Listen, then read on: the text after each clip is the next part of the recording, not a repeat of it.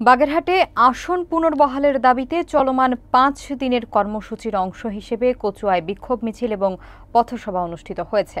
মঙ্গলবার বিকেলে 0 পয়েন্টে এই কর্মসূচি পালিত হয়। বিস্তারিত দেখুন রাকিবুল হাসানের তথ্যচিত্রে। আসন পুনর্বহালের দাবিতে সর্বদলীয় সম্মিলিত কমিটির উদ্যোগে মঙ্গলবার বিকেলে কচুয়ায় বিক্ষোভ মিছিল বের করা হয়। মিছিলটি শহরের বিভিন্ন সড়ক প্রদক্ষিণ শেষে 0 পয়েন্টে গিয়ে সমাবেশে রূপ নেয়। বিকাল 5:30টায় আয়োজিত পথসভায় আগামীকাল বুধবার থেকে শুরু হওয়া টানা 48 ঘণ্টার হরতাল কর্মসূচি সফল করার আহ্বান জানানো হয়। পথসভায় প্রধান অতিথি হিসেবে বক্তব্য রাখেন বাগেরহাট জেলা বিএনপির সাবেক সহসভাপতি ও বর্তমান আহ্বায়ক কমিটির সদস্য খান মনিরুল ইসলাম। এছাড়া কচুয়া উপজেলা বিএনপির সাধারণ সম্পাদক শেখ তৌহিদুল ইসলাম ও ইসলামী আন্দোলন বাংলাদেশ উপজেলা শাখার সভাপতি হাফেজ নুরুল ইসলাম বক্তব্য রাখেন।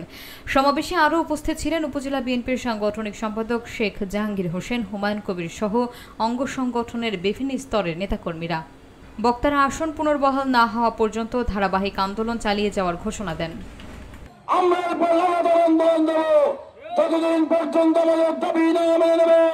আমরা রাজপথ ছেড়ে কেউ ঘরে যাব না।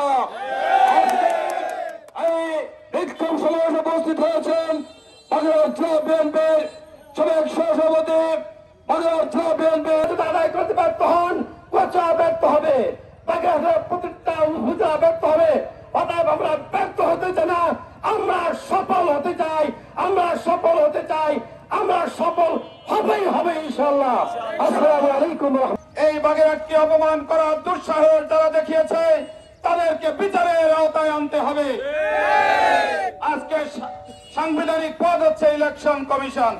উনি হুমকি দিয়েছেন আন্দোলন করে মামলা করে কোনো লাভ হবে না। তাহলে আমরা বিগত 17 বছর এই আওয়ামী দুঃশাসনের বিরুদ্ধে কেন আন্দোলন করেছি? বৈষম্যমূলক সমাজ গঠনের জন্য, রাষ্ট্র গঠনের জন্য আমরা এই আন্দোলন করেছিলাম।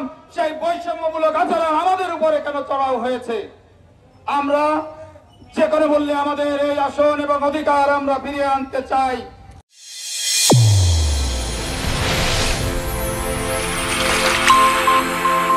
চ্যানেল A1 হৃদয়ের স্পন্দন।